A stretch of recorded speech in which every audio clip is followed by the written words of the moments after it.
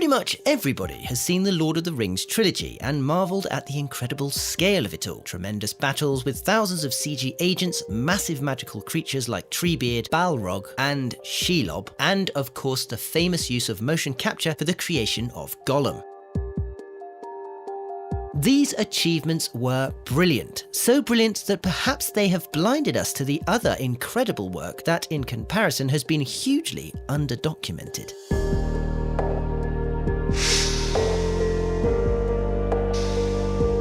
Lord of the Rings Peter Jackson is a miniature enthusiast and, from a very early age, began making, filming and destroying his own miniatures.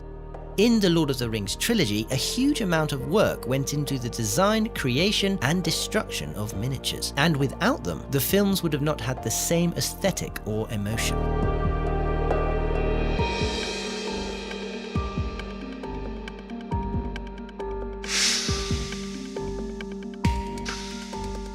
For the City of the Dead, the design team took their inspiration not only from the book, but also from a place called Petra in Jordan.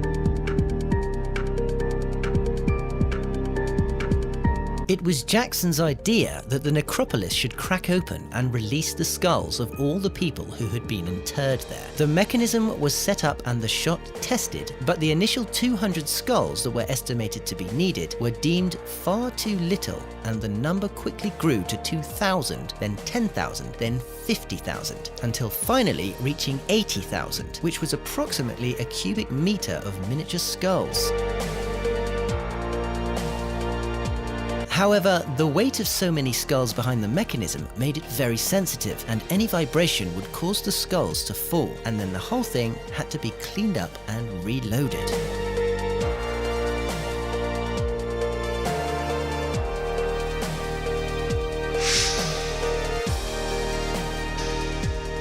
Minas Tirith was the biggest architectural model made for the trilogy, and it was built at a 122:1 scale. It was 23 feet tall and 21 feet in diameter, and it contained over 1,000 handmade individual houses.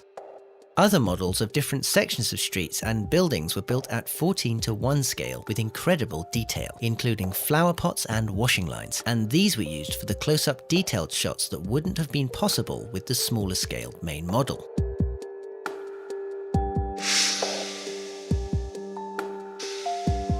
Minas Morgul was actually a Gondorian city before falling into Sauron's hands, so the design team based it on Minas Tirith, with its white stone but added rusty iron balustrades which had dirtied and stained the white stone. Two models were made. One was 121 scale and the second was 3 times bigger and used for close-up shots.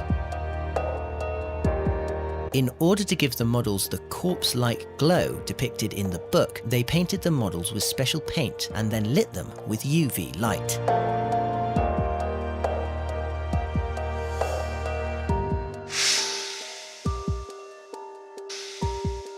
Another detail that tends to get lost within the marvels of the films is the difference in scale between Gandalf, the hobbits, the elves and the dwarfs. A combination of various techniques was used to achieve this. One was to alter the size of the world around the actors by creating different size sets. For example, at Bag End, 2 different size sets were built.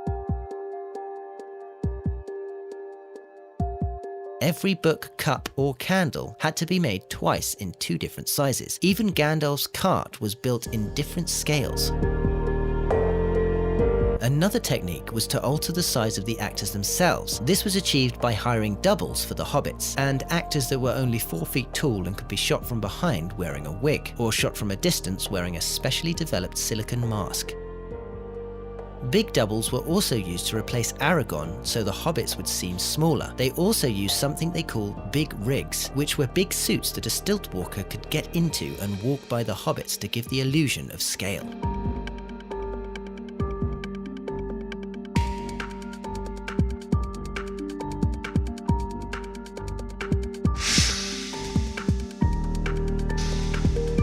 Other techniques that were used were in-camera perspective tricks. By shooting an object at an angle, you can make it seem bigger or smaller. If you shoot from below, the object seems bigger. If you shoot from above, smaller. Another perspective trick is called forced perspective. Forced perspective is an old technique where, by positioning an object further away from the camera, you make it look smaller. However, the Lord of the Rings team managed to create their own forced perspective technique that enabled them to be able to move the camera whilst still maintaining the illusion. This was done by having one of the objects set up on a movable rig. This rig then moves in unison with the camera, but in the opposite direction, thus maintaining the perspective. But one of the most important things about these types of shot was maintaining eye lines. Actors would have to look at several different places during the shot, so that in camera they still appear to be looking at each other.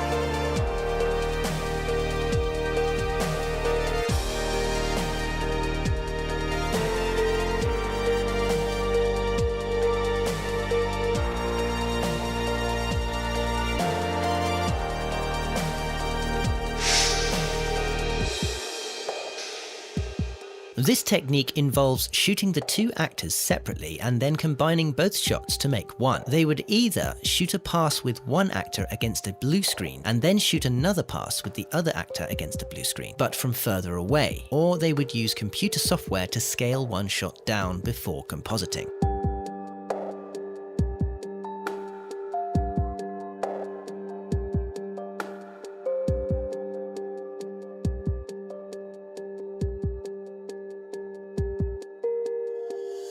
This year, we await the new Amazon Prime Video Lord of the Rings series, and it looks like Industrial Light and Magic will be the leading VFX house. Although it remains to be seen, if the effects are only half as good as those in the films, we're in for something really special.